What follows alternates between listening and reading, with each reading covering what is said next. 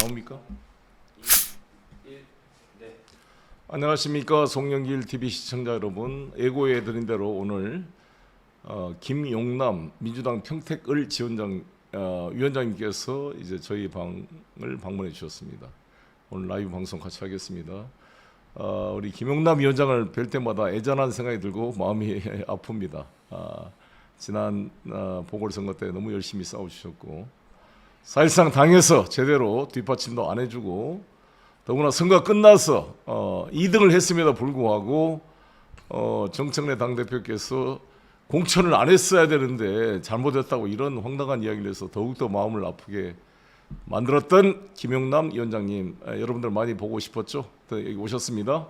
예, 한번 인사 말씀 한번 보시죠, 우리 김용남. 네, 안녕하세요. 송영길 TV 시청자 여러분. 사실은 6.3 선거가 끝난 직후에 우리 송영길 대표님이 평택에 위로 방문을 해주셔서 평택에 있는 중국 음식점에서 인사를 드렸던 기억이 있는데 오늘은 의원회관으로 제가 찾아뵙고 이제 약간 자세가 역전됐습니다. 이제 선거를 앞둔 우리 송영길 대표 후보님을 제가 응원차 이렇게 여의도 국회 회관에 방문하게 됐습니다. 사실은 전당대회 일정이 시작된 지는 꽤 지났습니다만 제가 보기엔 이제 시작이 아닌가 싶습니다. 왜냐하면 권리당원 숫자가 압도적으로 많은 호남과 경기 서울의 투표가 이제 막 시작됐기 때문에 이제 경기 서울은 오늘부터 시작이죠. 호남은 어제부터 시작됐고 그래서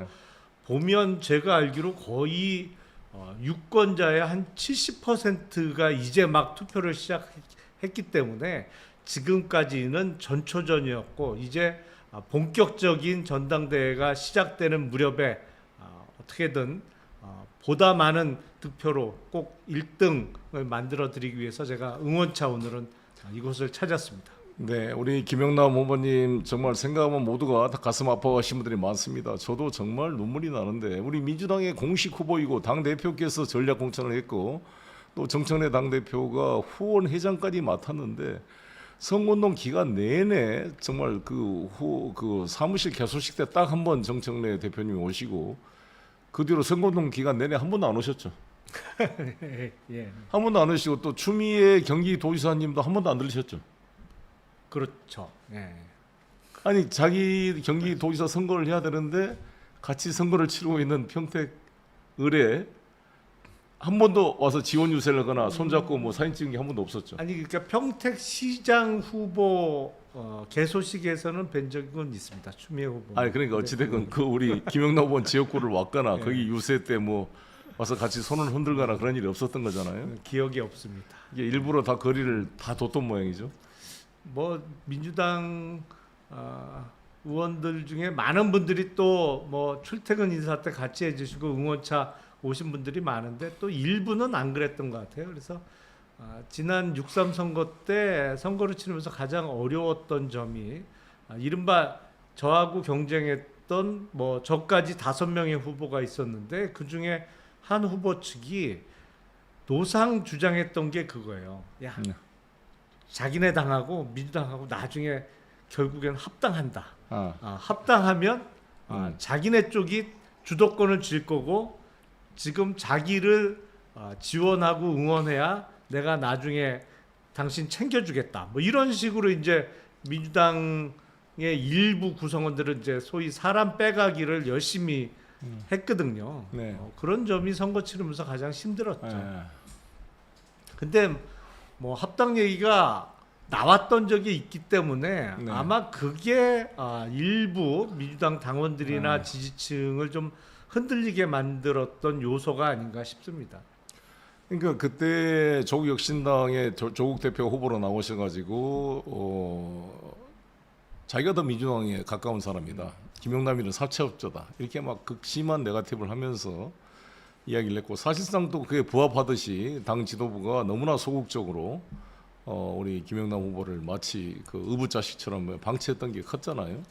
그리고 그때 아마 지원 유세를 왔던 우리 한준호 의원도 그렇고 부승찬 의원 이야기를 들어보니까 한번 한 시간인가 우리 그 지원 유세 왔다 그래가지고 자기 그 페이북이나 이쪽에 어마어마한 비난 댓글이 달렸다는 거예요. 그러니까 도대체 아니 민주당 당원 동지 여러분, 민주당의 공식 후보를 지지했다고 민주당 국회의원을 이렇게 매도하고 댓글을 자는 이게 도대체 정상적인 당입니까 이게? 거기에 대해 아무도 옹호도 안 해주고 당 지도부는 나타나지도 않고 정말 외롭게 싸웠습니다. 저 송영길 정말 가서 김영남 후보 손잡고 돌아다니는데 눈물이 날라 그랬습니다. 근데 이제 가장 큰 논란이 됐던 게 우리 갑자기 중간에 김영남 후보님의 뭐 사첩이다 대법 그 동생 일 가지고 했다 그러는데 그거 가지고 그 뭐 고발하려고 그랬어요 지금 어떻게 됐어요? 뭐 조사를 받은 게 있어요? 뭐 아직 조사받은 건 없는데 아마 고소 고발장은 무지하게 많이 이제 접수를 한 것 같습니다. 보니까 뭐 조국 혁신당 쪽이 압도적으로 많이 했고 그리고 국민의힘 쪽에서도 하고 그래서 접수된 고소 고발장은 엄청나게 많은 것으로 알고 있고 뭐 네.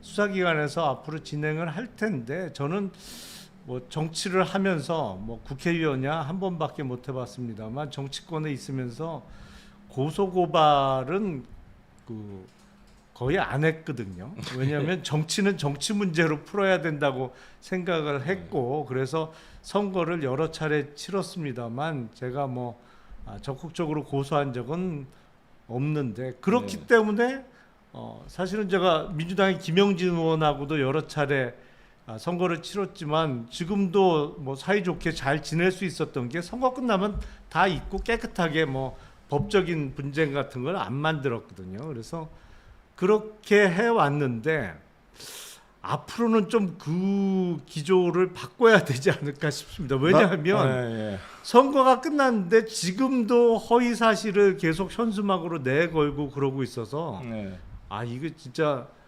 가만히 있으면 가만히로 본다 그러더니 고소 고발은 최대한 안 하는 제 신조를 지키기가 좀 어렵지 않을까. 그래서 이제는 법적 대응을 앞으로 하려고 합니다. 그렇습니다. 이 정말 저는 이제 여러분 이 정치를 해보면요 아무리 친한 사이라도 그 선거에서 맞붙게 되면 서로 원수가 되는 경우가 많거든요. 근데 저는 우리 김영남 위원장께서 지난번에 손학규 후보랑 수원에서 해가지고 그때 국민의힘으로 당선된 적이 있습니다. 그 이후로 이제 민주당 후보 김영진 후보님과 싸워서 두 번?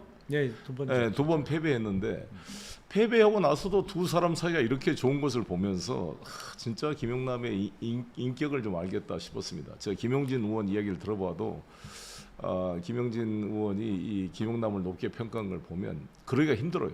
제가 해보면은 모두가 이 총선에서 붙었던 사람은 상대방을 엄청나게 비난하고 욕을 합니다.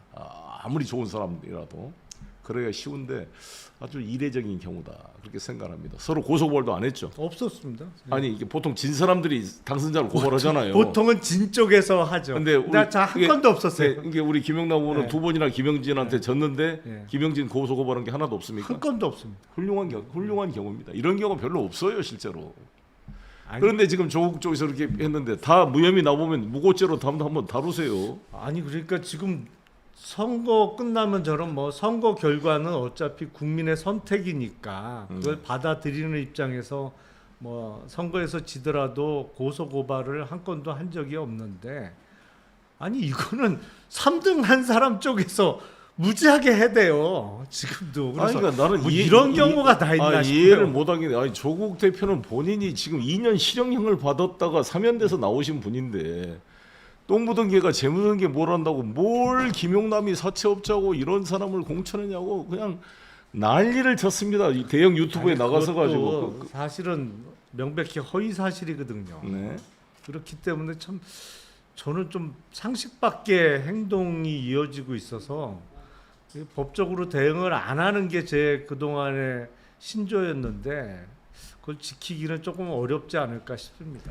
아니 그것은 우리 김영남 후보를 지지했던 많은 당원 농지들에 대한 A니까 이 문제가 깨끗이 법률적으로 클리어를 하고 나서 적극적으로 좀 대응을 해서 이 지지자들의 자존심을 회복해 주실 것을 바라겠고 우리가 지난 윤석열 정부 때 우리가 김태우라고 강서구청장 후보가 구청장이 당선됐다가 이제 대법원 확정 판결로 그 구청장을 상실해서 열린 보궐선거에서 윤석열이 사면을 해가지고 바로 다시 출마한 그렇죠. 바람에 민심의 이반을 받아가지고 진교훈 우리 민주당 후보가 압도적으로 이겼습니다. 네. 그러면서 윤석열 정권이 이제 무너지기 시작했는데 바로 동일한 케이스는 아니지만 조국 대표님도 21대 국회에 당선됐던 분이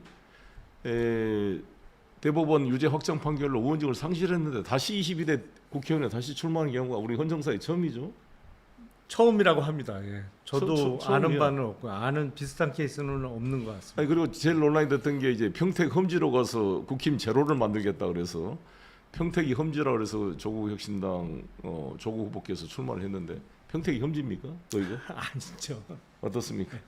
아니 그 동네 그러니까 평택 시장 후보로 출마한 우리 민주당의 최원영 후보가 거의 60% 득표율로 당선이 됐어요. 그러니까 민주당 후보가 60% 정도 득표를 하는 곳을 험지라고 볼 수는 없죠. 정신승리죠. 험지가 아니라 완전히 민주당 당선 지역이죠. 원래 또 민주당 의원이 현역 의원이었던 것이고 그래서 민주당 현역 의원 이름이 뭐였죠? 그분이 그 선거법 상실된 그분이 김병진 이병진 의원님이 선거법 위반으로 의원직을 상실해서 보궐선거가 발생을 했는데 이걸 가지고 조국 후보 측에서 민주당 귀책 사유로 있었던 거니까 후보를 내지 말아라 이렇게 이야기를 한 것도 그것도 참 조로남불 아니에요? 자기도 의원직을 상실했던 사람인데 자기부터 출마하지 말아야지 그런 논리면. 본인의 귀책 사유는 또 논외인 그러니까 참 독특한 이 정신 구조예요. 본인 것은 다 그 로맨스고 저기만 다 불륜인 그 조로남불이라는 말이 나온 이유가 그런 건데 정말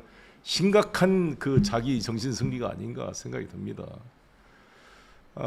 그래서 실제로 그때 최원영 후보가 60%까지 얻었고 추미애 후보도 53%인가로 이겼잖아요. 평택에서 거의. 그러니까 압도적으로 민주당이 했던 그런 부지에 솔직히 그럼 나는 조국 대표가 내가 여기 국회의원 당선되려고 좋은 데 찾아왔습니다 하는 게 솔직하지 않았을까요? 왜 그걸 험지라 그러면서 국힘 제로라 그러면서 왜 민주당 제로를 만들려고 그러겠어? 아니 그러니까 제가 얻은 득표율 그리고 조국 후보 당시 김재현 후보가 얻은 득표율을 합치면 60%가 살짝 넘는 거 아닌가 싶은데요. 그러니까 뭐 험지라는 표현은 사실과는 다른 그냥 일방적인 주장에 불과하고 사실은 저는 선거 끝나고 네. 조국 전 후보에 대해서 별로 얘기하고 싶지 않아요, 솔직히. 지금도 조국 후보가 지역 사무실을 유지하고 뭐 지금 활동하고 있습니까? 지역 사무실을 뒀는지는 잘 모르겠습니다. 지금 나타나요 행사에? 뭐 일주일에 한두 번씩 얼굴 봅니까? 뭐 이렇게 SNS에 올리는 것 같긴 하던데 실제 지역 행사에서 마주친 적 있어요? 마주친 적은 없어요. 네. 또 다른 데로 가겠죠. 네. 그래서 근데 이제 우리 시청자들이 고민했던 게 아시다시피 정청래 후보께서 김어준 뉴스 공장에 출연하셔가지고 자기가 잘못했다. 김용남을 공천 안 했어야 되는데 거기에 공천한 게 잘못이다 이런 말씀을 해가지고 제가 좀 극한 비유까지 해서 논란이 되기도 했습니다만 그에 대해서 그때 어떤 생각이 들었습니까? 좀 가까이 말씀해 주시죠. 예, 상식적으로는 이해가 안 되죠. 왜냐하면 뭐 예를 들어서 민주당 후보를 공천을 안 했다면 그러면 타당 후보의 당선을 도와줬어야 된다는 얘기밖에 안 되는 것인데 그럼 말이 안 되는 거잖아요. 민주당 당시 당 대표인 사람이 타당 후보의 당선을 내가 도와줬어야 된다라는 얘기를 하는 게 상식 바뀌고 그리고 이른바 범진보 진영의 당선이라는 측면에서 보더라도 제가 2등이잖아요. 네, 조국 후보가 3등이고 그러면 3등 후보가 양보하는 게 맞겠죠. 그래야 아무래도 표의 확장성이라든지 당선 가능성을 높인다는 측면에서 당연히 3등 후보가 안 나왔으면 2등 후보가 1등이 될 수 있지 않았겠느냐라고 생각하는 게 그게 대단히 상식적인 판단인데 도대체 무슨 논리인지 모르겠어요 저는.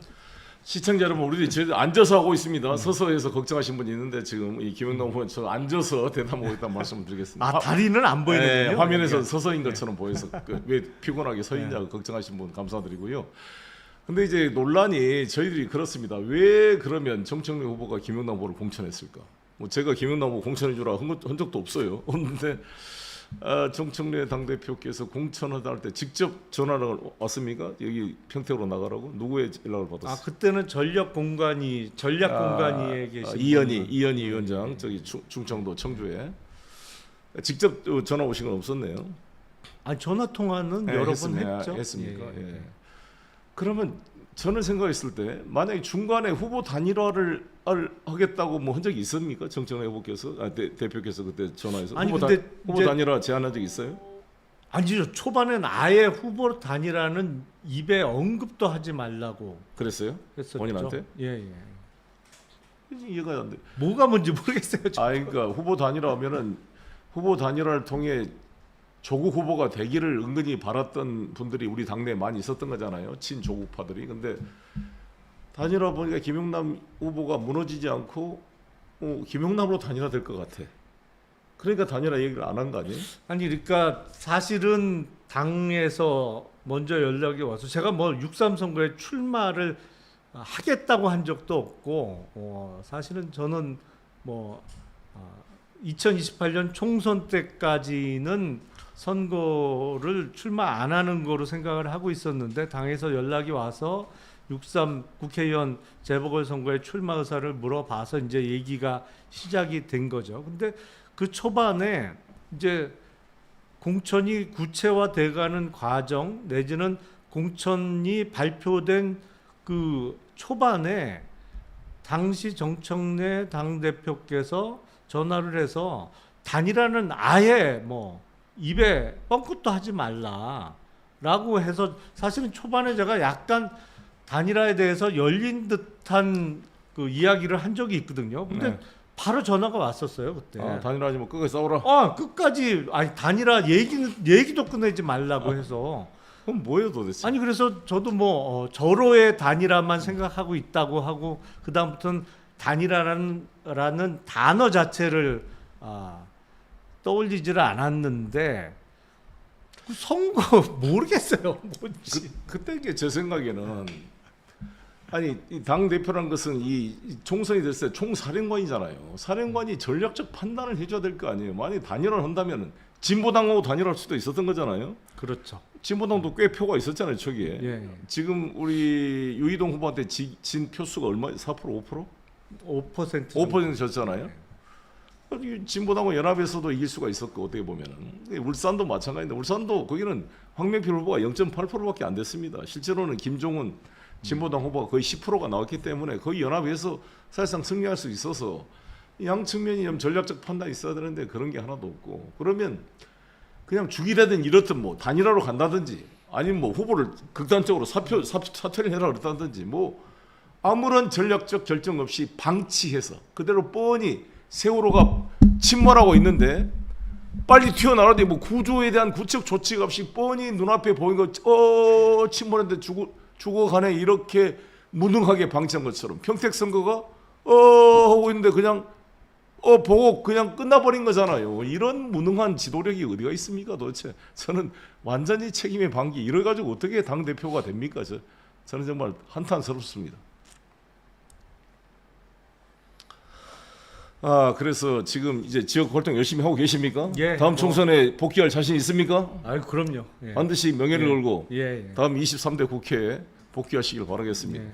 제대로 정말 제가 당대표가 된다면 총력으로 우리 평택을 지역 활동을 지원해서 다음 국회 때 명예를 걸고 우리 김영남 후보가 국회에 입성할 수 있도록 뒷받침하겠다는 말씀을 드리겠습니다. 아니 그리고 이제 대표 후보님께서는 네. 대표 후보이자 현역 국회의원으로 이제 네. 입법 활동을 지금 하고 계시니까 제가 부탁의 말씀을 예, 이 자리를 빌어서 부탁하십시오. 좀 드리고요. 제가 이제 6.3 선거 끝나고 뭐 집도 새로 얻고 이제 평택에 집을 얻었었습니다만 예. 급하게 얻느냐고 보다 정주역 요건이 좀 좋은 데로 예. 이사도 하고 예. 뭐 지역 사무실도 얻었는데 예. 지금 정당법이 개정돼서 지역 사무실을 둘 수 있게 돼 있잖아요. 예. 근데 그 법 개정 이후에 아무것도 정비가 안 되고 선관위도 그전하고 같은 입장이라 간판도 제대로 못 걸고 있어요 지금. 그거 정리가 안 돼 그래서 있습니다. 아무것도 안 돼 있어요 지금. 그러니까 그래서 지역위원회 네. 부활이 정확히 아직 안 돼 있어. 그냥 똥 싸고 밑 안 닦은처럼 애매한 상태로 돼 있습니다. 그래서 이 문제에 대해서 정리를 해야 되고 특히 이제 1인 1표제가 도입되다 보니까 상무위원, 대의원 구성 자체가 상당히 어려워졌어요. 그러니까 이 문제 특히 이제 원외 지역들은 더 어려워지는데 이 문제에 대한 대책을 마련하겠다는 말씀을 드리고요. 우리 김용남 후보께서 조국혁신당과의 통합 문제에 대해서는 어떻게 생각하시냐 의견 부탁드립니다. 글쎄 이제 정당과 정당 간의 그 합치는 문제는 회사로 따지면 이른바 M&A 비슷한 거잖아요. 네. 인수합병 비슷한 건데 M&A를 할 때는 우량 자산이 많은 회사하고 합치는 게 맞겠죠. 네.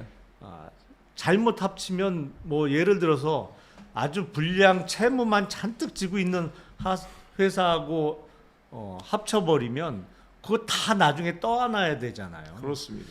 판단을 잘해야 됩니다. 아니 합칠 때 제값을 주고 사야지 비싸게 사면이면 승자의 저주가 돼서 망합니다. 예를 들어서 도시바가 웨스팅하우스를 6조 54억 달러를 주고 그걸 매수를 했거든요. M&A를.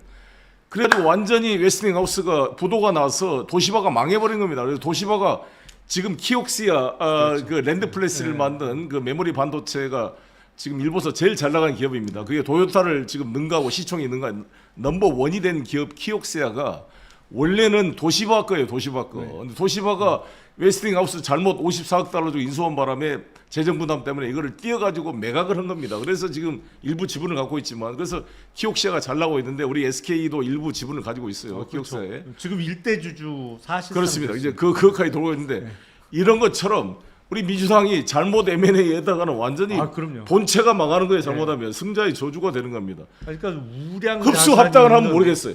그걸 그러면 당대당 합당을 해서 지분을 주고 공동 대표를 만들까요? 개별적으로 뭐 입당하는 거는 가능할 수도 있겠죠. 선별해서 그러니까 좀 골라야지 이게 이제 잘못 인수합병을 하면 이게 본 회사까지 휘청거릴 수가 있기 때문에 그건 신중해야 된다고 저는 생각합니다. 그렇습니다. 아무튼 그래서 이번 당대표 선거가 중요한 게 정말 우리 민주당이 명운을 거는 중요한 판단을 해줘야 됩니다. 지금 동시 접속자가 4,400명을 돌파했습니다.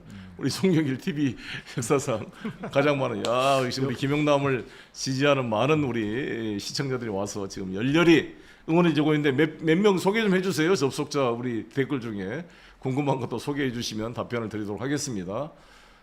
그 지난번에 진짜 동파육 사줬냐고 물어보는데 한번 답변해 줘 보세요. 아유 너무 좋은 거를 내가 사주셔갖고 동파육 사줬죠. 동파육보다 훨씬 좋았던 것도 많이 나왔던 거로 제가 기억하는데. 짜장면 사줬냐고 누가래서 내가 짜장면 사주로 내가 김용남 후보 평택까지 갔겠어요. 아유 뭐 좋은 거 사주셨습니다. 네. 정말 제가 한번 제대로 밥 한 점 사주면서 위로를 해주고 싶었어요. 그래서 제가 선거 끝나고 시간을 내서 제가 평택을 다녀왔습니다. 그리고 선거운동 과정의 중간중간에 제가 이 동의하는 김상욱, 서해하는 김용남 이 두 사람이 사실상 그쪽 국민의힘에서 진영을 이탈해서 정말 사카모토 료마가 자기 번을 이탈해가지고 근대 일본 제국을 만들려고 정말서 사초 동맹을 만들어서 메이지 유신을 만들었던 것처럼 정말 이 김상욱과 김용남이 정말 전체 우리 대한민국을 위해서 당파적 이익을 뛰어넘어서 헌정 질서를 지키기 위해서 튀어나와 우리 이재명 정부 출범에 힘을 합했던 분입니다. 이 두 분을 정말 상징적으로 당선시키고 싶었어요. 그래서 제가 두 분 한쪽은 후보장을 맡고 여기는 정청래 후보님 후보장을 맡아서 음으로 양으로 도우면서 양쪽을 열심히 매일 제가 힘들 때마다 전화 매일 한 번씩 통화했죠. 예. 아침 저녁으로 그럼요. 예. 통화하면서 김영남 힘내라 제가 제 선거운동하면서 했는데 김상욱은 이기고 김영남은 졌어요. 근데 다 정청래 후보가 안 도와줬어요. 김상욱도 하나도 안 도와줬고 김영남도 안 도와줬어요. 근데 둘 다 못 이겨서 제가 아쉬움이 있지만 이거 참 언제 우리 김상욱과 김영남 우리 셋이 한번 만나서 회포를 풀어야 됩니다. 아니 지금 질문들을 많이 주시는데요. 저는 요새 이제 6.3 선거 끝나고 새로 이제 살 집도 제대로 골라서 좀 시간 여유를 두고 얻었고 또 방금 말씀드린 대로 지역 사무실도 꾸리고 뭐 이렇게 하고 있고 방송은 제가 지금은 쉬고 있는데 9월 한 둘째 주부터는 다시 시작하려고 계획을 하고 있습니다. 궁금해하시는 분들이 많이 계시는데요. 이제 방송 통해서는 9월 달부터는 다시 찾아뵙게 됐고, 네. 뭐 평택 을의 이제 지역 활동에 네. 전념하려고 준비하고 있고 그러고 있습니다. 네, 저거 한번 답변을 열심히 방송 놓으시고 나중에 아.